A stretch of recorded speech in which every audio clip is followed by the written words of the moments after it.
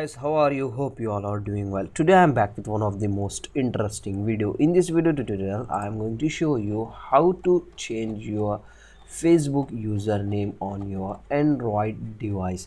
So for this guys, first of all you want to open your Facebook app. After opening, on the top right side you can see three lines. Just tap on it.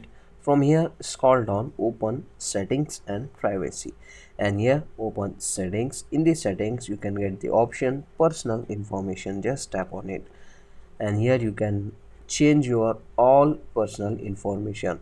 I want to change my name. Just tap on name, and from here you can easily change your name. After changing, just tap on review change. After this guys, you want to confirm this change by entering your Facebook password. After entering your Facebook password, the name was successfully changed on your Facebook app. So that's it for today guys. This is the short and very simple video. This is the way to change your name on your Facebook. Hope you enjoy this. If you enjoy, please guys don't go back without like, share and subscribe our channel. Thank you very much.